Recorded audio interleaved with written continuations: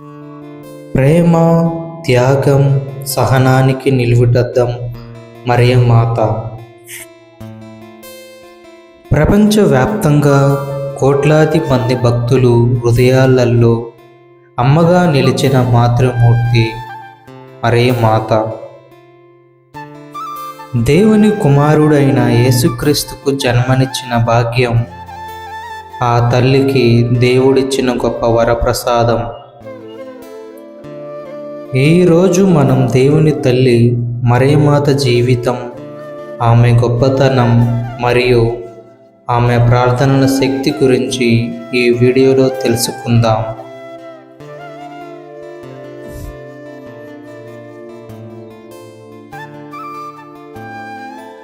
నజరేతు పట్టణంలో ఒక సాధారణ కన్యగా ఉన్న మరియమాతకు దేవుని దూత గాబ్రియేలు వచ్చి, నీవు దేవుని కుమారుడికి జన్మనివ్వబోతున్నావు అని చెప్పినప్పుడు ఆమె చూపిన వినయం అద్భుతమైనది.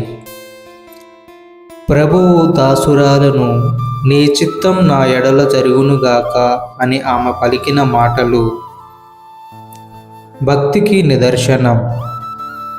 ఒక సామాన్య స్త్రీ విశ్వరక్షకుడికి తల్లి కావడం మానవ చరిత్రలోనే ఒక గొప్ప మలుపు. మరియమాత జీవితం పూల పాన్పు కాదు. పశువుల పాకలో జననం నుండి కుమారుడైన యేసుక్రీస్తు కళ్ళ ముందే శిలువపై మరణించే వరకు ఆమె అనుభవించిన వేదన వర్ణాతీతం. అయినా కూడా ఆమె ఎక్కడా కృంగిపోలేదు. తన కుమారుడిని కోసం తన ప్రాణాలను సైతం అర్పించడానికి సిద్ధపడిన త్యాగమూర్తి. ఒక తల్లిగా ఆమె ఓర్పు, మౌనం మనందరికీ పాఠాలు నేర్పుతున్నాయి.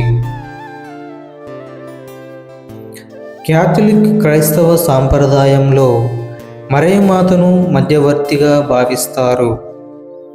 మన కోరికలను, ప్రార్థనలను యేసుక్రీస్తుకు చేరవేసే తల్లిగా ఆమెను కొలుస్తున్నారు.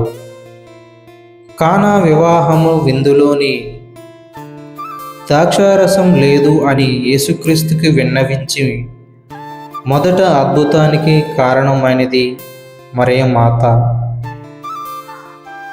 కష్టాల్లో ఉన్నప్పుడు మనం మాతను వేడుకుంటే ఆమె మన పక్షాన నిలిచి దేవుని కృపను మనపై కురిపిస్తుంది.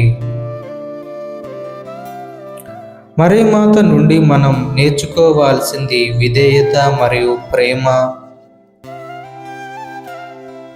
సమస్యలు వచ్చినప్పుడు భయపడకుండా దేవునిపై నమ్మకంతో ఎలా ముందుకు సాగాలో ఆమె జీవితం మనకు చూపిస్తుంది.